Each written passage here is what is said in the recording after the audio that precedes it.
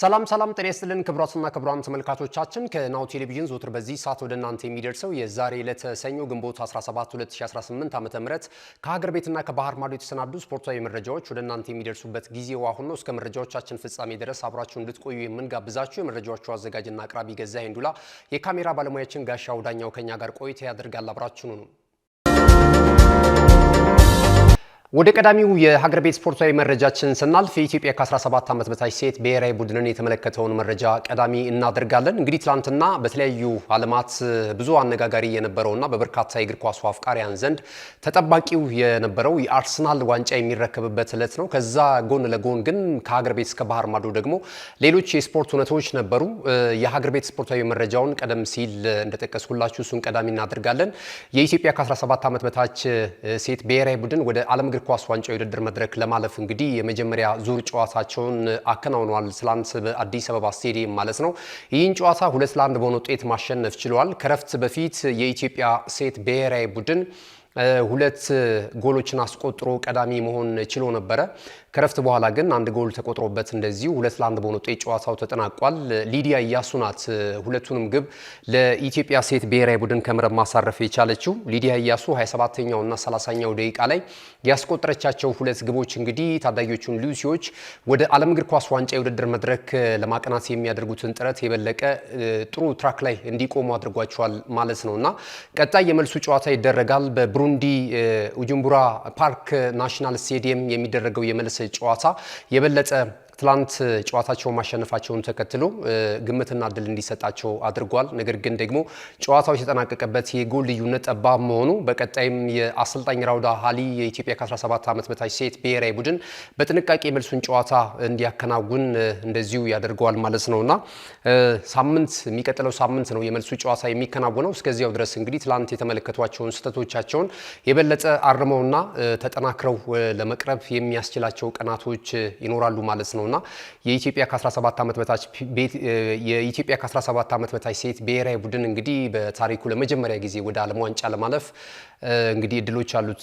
ወደፊት የምንመለከተው ይሆናል። በዚሁ የእድሜ እርከን ከቀናቶች በፊት እንደምናስታውሰው የኢትዮጵያ ከ17 ዓመት በታችም እንደዚሁ ወደ ዓለም ዋንጫው ለመግባት የመጨረሻው ምዕራፍ ላይ ደርሶ ነበረ። በፕሌኦፍ ከሞዛምቢካቸው ጋር ያደረገውን ጨዋታ በሞሮኮ መሐመድ ስድስተኛ ስቴዲየም ላይ እንግዲህ የመጀመሪያውን ጨዋታ ወይም የጨዋታውን ሙሉ ክፍለ ጊዜ አንድ አቻ በሆነ ውጤት አጠናቀው በመለያ ምት 5-4 በሆነ ውጤት ተሸንፎ ነው እንግዲህ አሰልጣኝ ቤንጃሚን ዚመር የኢትዮጵያው ከ17 ዓመት በታች ብሔራዊ ቡድን ወይም ቀይ ቀበሮቹ የተሰኙት ቡድኖች እንግዲህ ወደ ዓለም ዋንጫው ሳይልፎ የቀሩት ማለት ነውና ብዙ ሲባሉ ነበረ። በዚሁ የእድሜ እርከን እንግዲህ በቀጣይ ደግሞ በሴቶቹ በአሰልጣኝ ራውዳ ሃሊ ብሔራዊ ቡድን እንዲያመራ ነው ስፖርቱ አስቀድሞ እንግዲህ መልካም ምኞቱን ይገልጻል።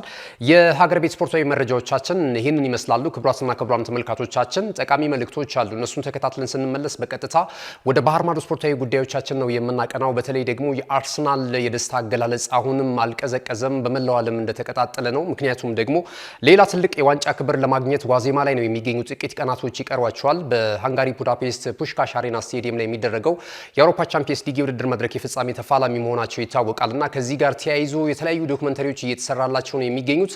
በባልደረባችን ጋዜጠኛ ቦጋለ ተስፋዬ ደግሞ የተዘጋጀ እያንዳንዱን ነጥቦች የአርሰናልን ጉዞ ውድቀት፣ ሰዎች የአርሰናል ዋንጫ ካልበላ ብለው የገቧቸውን ቃሎች የፈጸሙበት ነውና አንዳንዶች እንግዲህ ወደ ጋቢቻውም እየሄዱ ነው የሚገኙት አርሰናል ዋንጫ ማንሳቱን ተከትሎ ቃላቸውን እየጠበቁ ማለት ነውና እነዚህን እያንዳንዱን ጉዳዮች የሚዳስስ አጭር ፕሮዳክሽንም አሰናድተንላችኋል። በተከታይነት ወደ እናንተ እናደርሷለን። ከዛ በፊት ግን የተለያዩ መረጃዎች ይኖራሉና እስቲ መልእክቶቹን ተከታትለን እንመለስ።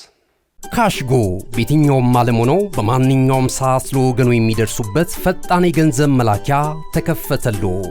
ማስተርና ቪዛ ካርዶን በመጠቀም ከ5 እስከ 20 ዶላር የሚልኩበት አዲስ የገንዘብ መላኪያ መንገድ። ካሽጎን ለየት የሚያደርገው የትኛውም የገንዘብ ዝውውር በፍጥነት አገልግሎት ከመስጠቱም ባሻገር ለማንኛውም አገልግሎት ምንም አይነት ክፍያ አለመጠየቁ ነው። በሀገራችን ታሪክ ገንዘብን ከውጪ ወደ ሀገር ቤት በማስተላለፍ በመተግበሪያ መልክ አገልግሎት መስጠት የጀመረው የመጀመሪያው ሀገር በቀል የገንዘብ መላኪያ ዘዴ ካሽጎ ከ4500 በላይ ባሉ የባንክ ቅርንጫፎች አገልግሎት እየሰጠ ይገኛል። ገንዘቦን በሰኮንዶች ልዩነት ውስጥ ይፈልጉ በአካውንቶ ወይንም በእጆ ቆጥረው የሚወስዱበት ልዩ ዘዴ። በቅርቡ ሁሉንም ኢትዮጵያዊ ባለቤት ለማድረግ ጉዞ የጀመረው ካሽጎ ዛሬውኑ መተግበሪያውን በስልኮ ላይ በመጫን የአገልግሎቱ ተጠቃሚ ሆኑ። ፍጥነት መለያችን፣ ኢትዮጵያን መክፈቻችን፣ ካሽጎ ነው መላኪያችን። ካሽጎ የአዲሱ ትውልድ ብራንድ። ተመልሰናል። ክቡራትና ክቡራን ተመልካቾቻችን ይህ ናሁ ቴሌቪዥን ነው። ናሁ ስፖርትን በመከታተል ላይ ትገኛላችሁ። የዕለተ ሰኞ ግንቦት 17 2018 ዓመተ ምህረት መረጃዎች ወደ እናንተ እየደረሱ ይገኛሉ። ቀደም ሲል ከመልእክቶች አስቀድመን የኢትዮጵያ ከ17 ዓመት በታች ሴት ብሔራዊ ቡድንን የተመለከተውን መረጃ ነበር ወደ እናንተ ስናደርስ የነበረው። አሁን በቀጥታ ወደ ባህር ማዶ ስፖርታዊ ጉዳዮቻችን የምናቀና ነው የሚሆነው። እንግዲህ ትላንትና አርሰናል የ2025-26 የውድድር ዘመን የዋንጫ ባለክብር መሆኑን ተከትሎ የተለያዩ ተያያዥ መረጃዎች እየወጡ ነው የሚገኙት ማለት ነው። የእንግሊዝ ፕሪሚየር ሊግ ትላንት ፍጻሜውን ሲያገኝ እንግዲህ ሁሉንም በመልኩ ቦታ ሰጥቶ ነው የተጠናቀቀው። ወደ አውሮፓ ቻምፒየንስ ሊግ የውድድር መድረክ የሚያቀናውም እንደዚሁ የዩሮፓ ሊግ፣ የኮንፈረንስ ሊግ እና የወረዱትንም ክለቦች ተለይተዋል ማለት ነው። ቀጣይ ደግሞ ከሻምፒዮንሺፑ 3 ክለቦች እንደዚሁ ወደ እንግሊዝ ፕሪሚየር ሊግ የሚመጡበትን ሁኔታ ተመልክተናል ማለት ነው እና አዳዲስ ክለቦችንም እንመለከታለን፣ ተሰናባች ክለቦችንም ተመልክተናል። የእንግሊዝ ፕሪሚየር ሊግ ግን እጅግ በጣም ሌሎችም ሀገራቶች ቢከተሉት የሚያስብል በተለይ ሀገራችን ላይ ጭምር ማለት ነው። ከዚህ ቀደም እንግዲህ እንደምናስታውሰው በተለይ የሀብት ክፍፍል በጣም ፍትሃዊ ነው ማለት ይቻላል። ከቴሌቪዥን መብት የሚያገኟቸውን እያንዳንዱን ጥቅሞች እስከሚወርዱት ክለቦች ድረስ እንግዲህ በፐርሰንት ወይም በሚያጠናቅቁት የነጥብ ደረጃ ገንዘብ ያገኛሉ። በቀጣዩ አዲስ የውድድር ዘመን ተጫዋቾችን መግዛት የሚያስችላቸውን ኢንፍራስትራክቸር የሚገነቡበትን ከፋይናንስ ጋራ ራሳቸውን የበለጠ የሚያርቁበትን በጀታቸውን ጭምር ነው ይዘው ከፕሪሚየር ሊጉም የሚሰናበቱት በፕሪሚየር ሊግ ውስጥም የሚቆዩት ደግሞ እንደየድርሻቸው የሚያገኙት ማለት ነውና ከዚህ ጋር ተያይዞ እንግዲህ ቢቢሲ ይህንን መረጃ እያጋራ ነው የሚገኘው። አርሰናል የሊጉን የዋንጫ ክብር ማሳካቱን ተከትሎ ያገኘ ገንዘብ እንደዚሁ ይፋ አድርጓል። አርሰናል ወደ 198.5 ሚሊየን ዩሮ ማግኘት ችሏል ማለት ነው።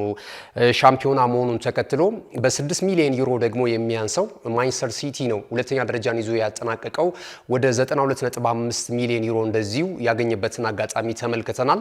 ፍትሃዊነቱን እንግዲህ ለመመልከት ያህል ወራጅ ክለቦችን እንኳን ስንመለከት ዌስትሃም ዩናይትድ 128 ሚሊዮን ዩሮ ያገኛል። እንደዚሁም በርንሌም 118 ሚሊዮን ዩሮ ይዞ ወርዷል።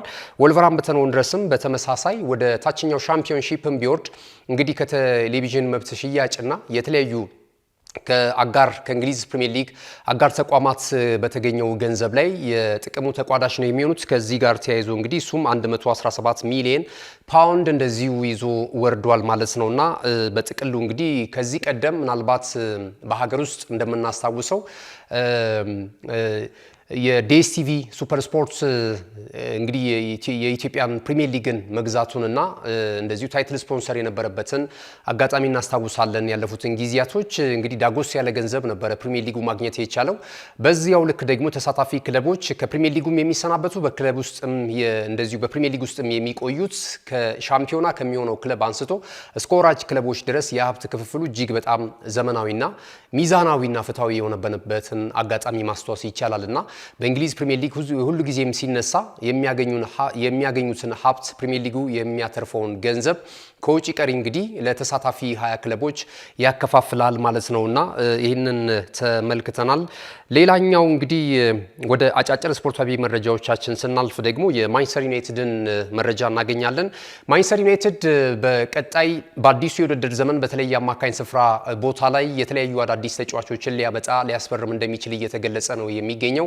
አሰልጣኝ ማይክል ካሪክ ቀያይ ሰይጣናቱን የለውጥ አብዮት እያቀጣጠለው ይገኛል። እንግዲህ በቀጣይ በተለይ ደግሞ መሀል ላይ የሚጫወቱ ቨርሳታይል የሆኑ አቅም ያላቸውን ወጣት ተጫዋቾችን የመተካት ፍላጎት አለው ተብሏል። እንደነ ካስሜሮና ማኑኤል ጋርቴን የመሳሰሉ ተጫዋቾች ከዩናይትድ ጋር እንደሚለያዩ ይታወቃል። ካስሜሮ እንግዲህ በይፋ ተሰናብቷል። እንደዚሁ የማኑኤል ጋርቴን በተመሳሳይ ወደ ሆላንዱ ክለብ አያክስ አምስተርዳም የማቅናቱ ነገር እውን ሆኗል ማለት ነውና በቀጣይ በዚህ ቦታ ላይ ብሩኖ ፈርናንዴዝን እና ኮቢ ማይኖን ሊያጣምሩ የሚችሉ ተጫዋቾችን የማምጣት ፍላጎት አላቸው። በተለይ ደግሞ በእንግሊዝ ፕሪሚየር ሊግ በዚሁ ልምድ ያካበቱ ተጫዋቾችን ነው ማምጣት የሚፈልጉት ተብሏል። የሊጉን ባህሪና የሊጉን ጥንካሬ በደንብ አርግተው የተረዱ ለማንቸስተር ዩናይትድ እግር ኳስ ክለብም ቅርብ የሆኑ ወጣት ተጫዋቾች የማምጣት ፍላጎት እንዳላቸው እንደዚሁ የማንቸስተር ዩናይትድ ሰዎች ሲገልጹ እንደነበር ይታወሳል። እንግዲህ በማንቸስተር በማንቸስተር ዩናይትድ ራዳር ውስጥ ከሚገኙ ወጣት ተጫዋቾች መካከል አንደኛው ኤሊዮት አንደርሰን ነው። የኖቲንግሃም ፎረስቱ የአማካኝ ስፍራ የእንግሊዛዊ ኢንተርናሽናል ቀይ ሰይጣናቱን እንደዚሁ የመቀላቀል ፍላጎት አለው ተብሏል። እስከ 100 ሚሊዮን ፓውንድ ድረስ ይገመታል። ይህን ተጫዋች የማምጣት ፍላጎት አላቸው ተብሏል። ለተጫዋቹ እንቅስቃሴ ወይም በተጫዋቹ ክሎት እጅጉን እንደተሳበ የሚነገርለት አሰልጣኝ ማይክል ካሪክ ከወዲሁ ይህን ተጫዋች እንዲያስፈርሙላቸው ይፈልጋሉ ተብሏል። ይህን ተጫዋች በእርግጥ የከተማ ተቀናቃኙ ማንቸስተር ሲቲም ፈላጊው እንደሆነ ይታወቃል።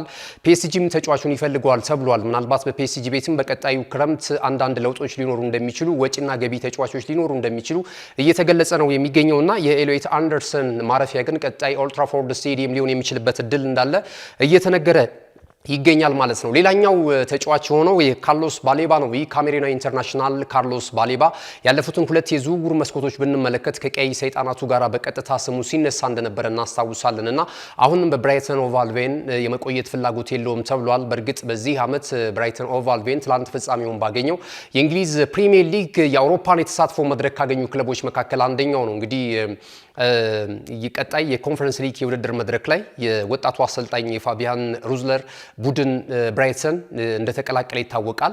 የበለጠ ግን በከፍታ እርከን ደግሞ ካየነው የቻምፒየንስ ሊግ የውድድር መድረክ የተሳትፎ ስፍራ ነው ያገኘው። ማንቸስተር ዩናይትድን የመቀላቀል ፍላጎት አለው ተብሏል። የልጅነት ህልሙም እንደሆነ እየተገለጸ ነው የሚገኘው። በተለይ የሀገሩ ልጅ ደግሞ እንደዚሁ ብሪያን ምቤሞ ይህንን በማግባባት ከፍተኛውን ሚና እየተወጣ እንዳለ እየተገለጸ ነው የሚገኘው ማለት ነው።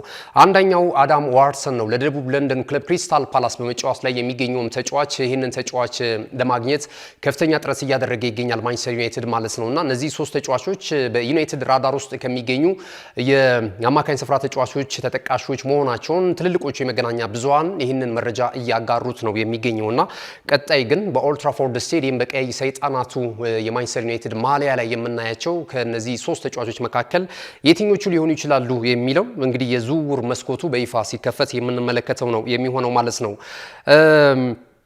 ካለን ሰዓት አንጻር እንግዲህ መረጃዎቻችንን እዚህ ላይ ገታ እናደርጋለን። ቀደም ሲል እንደገለጽኩላችሁ በመግቢያ ላይ ትላንትና እንግዲህ የሰሜን ለንደኑ ክለብ አርሰናል ከ22 ዓመታትን አሮጌውን የታሪክ ግንብ እንግዲህ አፈራርሶ የሊጉን የዋንጫ ክብር ማሳካት ችሏል ማለት ነው። የ44 ዓመቱ አሰልጣኝ ሚኬል አርቴታ ይህንን የዋንጫ ገድል ወደ መድፈኞቹ ቤት እንዲመጣ አይነተኛውን ሚና ተጫውቷል። በተለይ ተስፋ ቆርጠው ለነበሩ የአርሰናል ደጋፊዎች በአሰልጣኝ ሚኬል አርቴታ ይህ ታሪክ ይቀየራል የሚል እምነት አልነበራቸውም። በተለያዩ አጋጣሚዎች ተመልክተናል። ቡድኑን ግን በጣም ከጊዜ ወደ ጊዜ እያሻሻለው በሂደት ወደ ከፍታ እያመጣው እንደሆነ ደግሞ እንደዚሁ አትኩሮት ሰጥተው በመረጃ ክለቡን የሚከታተሉ የመገናኛ ብዙሃን ግን እና የእግር ኳሱ ተንታኞች ከዚህ ቀደም አርሰናል ተስፋ እንዳለው ሲገልጹ ነበረ።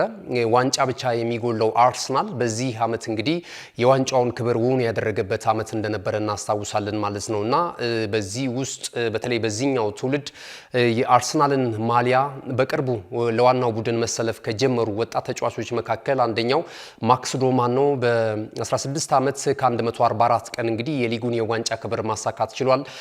እንግዲህ ማለዳ ላይ በነበረን የስፖርት የመረጃ ሰዓታችንንም ይህንኑ መረጃ ስናካፍላችሁ ነበረ። ከዚህ ቀደም እንደነ ፊል ፎደን እንደዚሁም ደግሞ ሪኮ ሉዊስ እና ይቅርታ አንደኛው ፊል ፎደን ማለት ነው እነዚህን ገድሎች ማሳካት ችለው ነበረ።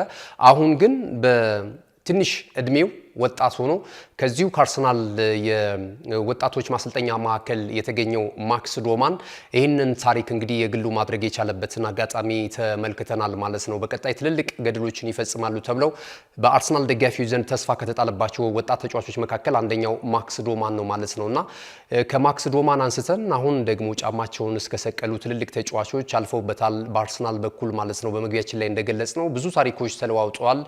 የዓለም ቅርጽ የተለያየ ሁኔታ ላይ ነው የሚገኘው አሁን ላይ ማለት ነው። በፖለቲካውም በአንዳንድ ጉዳዮች ብንመለከት ያለፉትን 22 ዓመታት አርሰናል ከዋንጫ ከራቀበት ጊዜ አንስተው ብዙ ማሳያዎችን እየጠቀሱ በተለይ ደግሞ የእንግሊዝ ፕሪሚየር ሊግን በጥልቀት የሚከታተሉ ኤክስፐርቶች ብዙ እያሉለት ነው የሚገኘውና ባልደረባችን ጋዜጠኛ ቦጋለ ተስፋዬ ደግሞ የአርሰናልን ውጣ ውረድና በስተመጨረሻም ያሳካቸውን የዋንጫ ገደልን በተመለከተና ስኬታማውን የአሰልጣኝ ሚካኤል አርቴታን የሚዳስሰውን ጥንክር እንደዚህ ያሰናድቱታል። ይህንን ፕሮዳክሽን እንድትከታተሉ በአክብሮት እንጋብዛለን። ክቡራትና ክቡራን ተመልካቾቻችን እኛ በዚሁ እንሰናበታችኋለን። መረጃዎችን ወደ እናንተ በማድረስ ገዛይ እንዱላ፣ የካሜራ ባለሙያችን ጋሻው ዳኛው ከኛ ጋር ቆይታ አድርጓል። ተወዳጅ ናሁ ቴሌቪዥን በቀጣይነትም ወደ እናንተ ይደርሳል ማለት ነው። እንደዚሁ ዩቲዩብ ቻናላችንን ላይክ፣ ሼር፣ ሰብስክራይብ በማድረግ አዝናኝና የተለያዩ አስተማሪ ፕሮግራሞችን ወደ እናንተ የሚደርሱበት ቻናል ስለሆነ እንደዚሁ እንድትቀላቀሉ እንጋብዛችኋለን። መልካም ጊዜ ይሁንላችሁ።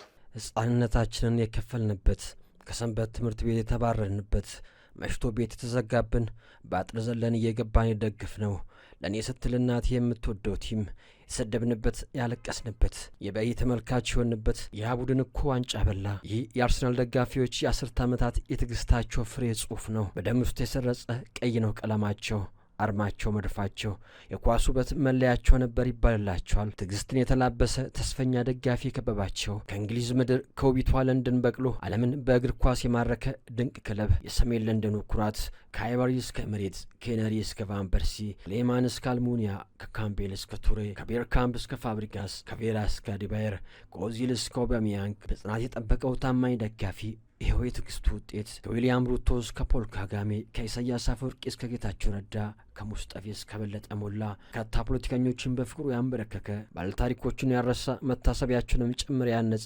ፈረንሳዩ የኳስ አማልክት ቬንገር በአዲስ አብዮት ግርማ ያለበሰው የነ ሄነሪ የነ ቬራ ክለብ በሻምፒየንስ ሊጉ ፍጻሜ አርሴ ባርሳ ተብሎ የተጨፈረበት ፍጹም ሽንፈት ሳይቀምስ ዋንጫ ያነሳው ክለብ ለካስ ያለ ሽንፈት እንዲህም በድል ብቻ መጓዝ ይቻል ኖሯል የሚል ተደግሞ የማያውቅ አዲስ ታሪክ የጻፈ የዘጠናዎቹን ትውልድ በኳስ ጥበብ የማረከ የአገሬውን ወጣት ልብ የገዛ በፍቅሩ ያንበረከከ ሕፃናት ከነ ወላጆቻቸው እናቶች በመቁረቢያ ዕድሜያቸው በአደባባይ ያስጨፈረ ታዋቂ ሰዎችን በእንባ ያራጨ አርማውንም ያስለበሰ እንቁ አርቲስቶቻችንን ቀልብ የገዛ ፖለቲከኞቻችንን የሚያዘናጋ መንፈሳውያንን ያሸፈተ እነ ብርሃኑ ነጋ ተቃጠልኩ በሱ ያሉለት ጌታቸው ረዳ ከድል ማግስት ብራቮ አርሰናል ብሎ የከተቡለት የዘጠናዎቹ የዲኤስቲቪ አብዮት በረከት ኢትዮጵያን ባንዲራ በስቴዲየሙ ውስጥ በክብር ያኖረው ክለብ በአገሬው በርካታ ደጋፊዎች እንዳለው ይነገርለታል።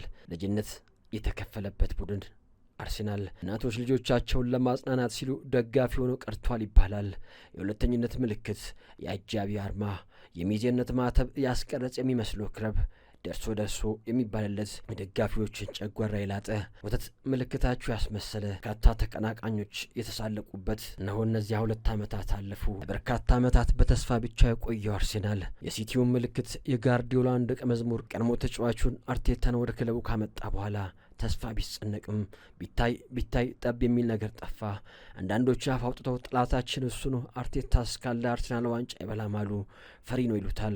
ማራኪ ጨዋታ አይጫወትም የሚሉትም አሉ። ቆመ ኳስ አጠቃቀም ላይ ብዙዎች ቢያወድሱትም ያ ጥቁሯን ቲሸርት ጥቁሩን ካፖርት የማይቀይረው ሜዳ ጫፍ የሚንጎማለለው የሚወድቀው የሚነሳው ያ በተደጋጋሚ ይውጣልን የሰው የተባለው ዛሬ ግን ያቺ ጥቁር ሹራብ ከከፋይ ሱሪው ጋር ትዝታ ሆና ታማኝ አርሰናል ደጋፊ ልብ ውስጥ ታትማ እንደ ቬንገር ካፖርት እሷም ስትታወስ ትኖራለች። ኤቭራ የተሳለቀበት ክለብ ዛሬ በይፋ ይቅርታ ላይ ጠይቆ ይገባል አሉ በርካቶች። የታል ፕሮሰሱ ብሎ የቀለዱበት ዛሬ እጃቸውን በአፋቸው ጫኑ። ካርሊንግ ካፕና ኤፍኤ ዋንጫ ውጪ የሆነው ዳግም ጭንቀት ውስጥ የገባው አርሰናል ጉዞ ገና አላለቀም ብሎ ራይስ ሞተሩን ዳግም ይዞ ገሰገሰ።